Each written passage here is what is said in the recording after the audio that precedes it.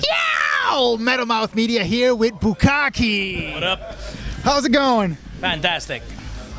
Let's start right from the beginning. When you guys first started, did you guys like do all the gore and dress up this way and everything, or did it gradually come this way after years? Actually, it kind of started because of me when I came in the band in 2010. They already had the jizzed up clothing with the green. They already started doing kind of a little more because they basically the band participated in a contest that was called Metal Academy, and I was the judge actually and the host of the event. And they were playing the last quarterfinals, so they saw all the other bands and all the judging I did. So and I was always like, hey, you should put more, you should do more, blah blah. And they basically listened to everything I said to the other band. So when they came in, they had in a song they had a girl with a mask on it, with a super soaker, a guy with a penis mask. They had like kind of a gimmick that was super cool. And they won the contest. And basically, I was in a band called Oxidized Fate, and they had two singers, and their singers basically left the band. And I saw Matt at the Trois-Rivières Metal Fest, and he was like, Bookakee doesn't have singers anymore. I'm like, dude, I want to sing for Bookakee. So I just texted SP. He was like, dude, you're in. So I was in, and our first show was just dressed like that, super simple. We had the silly string on the princess, me and Mario. But the next show, I gutted Mario. We had like black makeup and green makeup. Like the whole shindig exploded on the second show. So I kind of brought that in because with my art background, I just wanted to. Special effects would be kind of my thing. But it's complicated to go in movies and expensive. You need to have like to go to school and shit like that. So I just like started doing whatever I had in mind for the band, and the band is so an explosion and mix of a shitload of stuff that it fits pretty well, and people like it. So it's love it. It's entertaining. I mean, even if somebody doesn't like your music, you just watch it and it's entertaining as hell. Like, you know, it's one of our goals, because basically a lot of time, even if you go see a band that's fantastic, and let's say we're playing with Beyond Creation and Gorod, the first time I saw Beyond Creation, even when I saw Gorod, they're a good musician, but you don't hear everything. You just like hear sounds, so you don't like the band as much as if you know the songs, for example. So with our band, even if we were not playing at all, people are entertained with what the hell is happening on stage, and people will remember 6'4" guys dressed in black with mask and jizz and blood and a giant Donkey Kong. So like for this, we kind of like make our mark somewhere. People will know who we are. I love the green gimmick you guys have going. Green's my favorite color. How did that all start? It's the bass player that decided of that, and basically it's kind of a color that doesn't go with any really bodily fluid except like snot. But it's not yellow, it's not red, it's not white. Blue would be not really as metal. Green kind of punched. Acid green is like, you see it from far away, the black light reacts to it, so it's a good color. It fits with blood. It's like complementary color, so it's good. We look kind of Christmassy when we have like blood and green, but hey, who cares? It fits and people like it. Yeah, no, I love it. It's awesome. Last year I went to Rockfest. You guys were playing. Yes. You asked your girlfriend on stage to marry you. That was awesome. Did you guys ever get married? Not yet, but actually you need money to get married, and basically I was not supposed to move from where I am now, and I had to sell my where I'm living, sold the building I have, and we're buying a new house, so it's gonna probably go for our 10th anniversary and get married in like 2 years.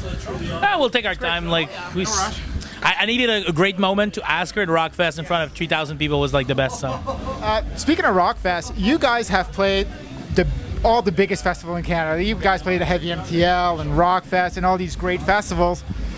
What do you guys have any festival this year coming up? Or?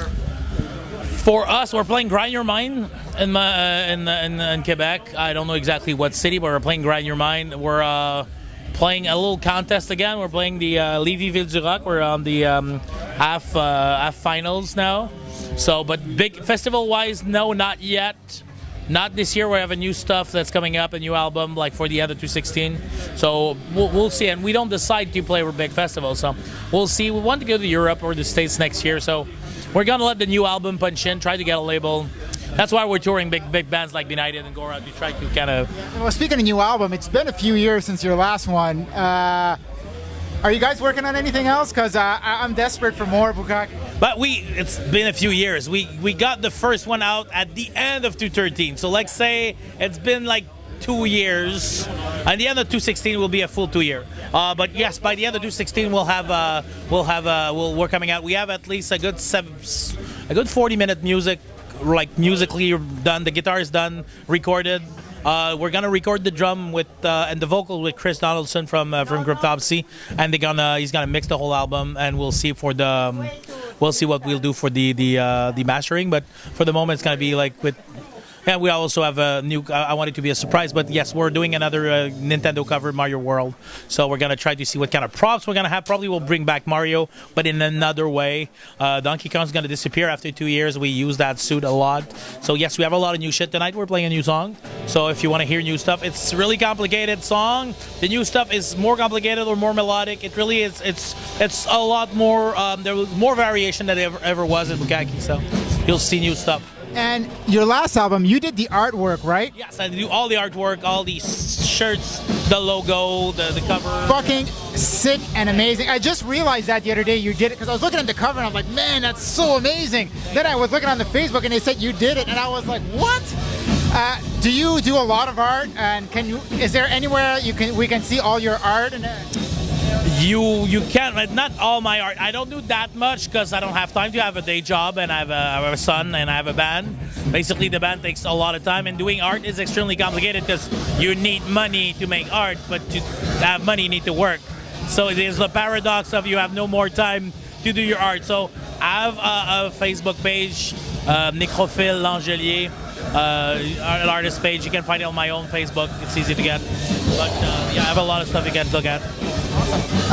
And you guys have a lot of music videos and stuff. Who edits all that? Matt does everything. Matt gets every show he films, everything he gets. He does all the montage for everything. We did the wrestling event, the IWS, like in a night, like a week after. Got all the footage. Did that during the night, like till 5 in the morning. Just like edited the whole thing. So it's Matt that does that's what we're kind of really DIY. The album was recorded, mixed by SP, composed by SP. I did all the graphics, all the art. Matt does the editing for the music. GP plays with does all the sequence and all that stuff. So we all do our own stuff. So we're kind of a complete band, but we want to. You spend less that way. Well, amazing work, though. I love your art.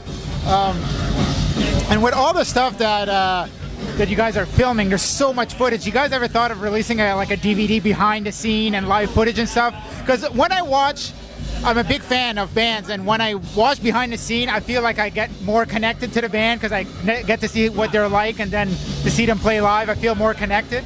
But we have a lot of footage. We could do that, but we're so dumbass, like on the behind the scenes, that we don't really want to show what kind of dumb shit we do. We could, but releasing a DVD, you have to print it. Or probably one day, depending on. Or even something online. It doesn't have to be DVD. It'll be probably something on YouTube. Like when we released the tour video, like we did last year with Benighted, like we're gonna do this year, like we did the first time with our little summer tour. We released kind of a little video with a lot of crazy, stupid shit we do. But we're not that entertaining off camera. So like depending on what's happening, we don't. Behind the scenes are complicated and not always relevant. But the little stuff we have, we'll try. I'll ask Matt to do something just for you. Thank you. I appreciate that. Yeah, no problem. Well, thank you for taking the time. Pleasure. Can't wait for the show tonight. You guys kick ass as usual. This is a couple new props. We'll see what happens. It's gonna basically be kind of close to the same thing as last time, but tighter. We'll try. Can't wait. This is Metal Mouth Media with Bookakee. Yeah!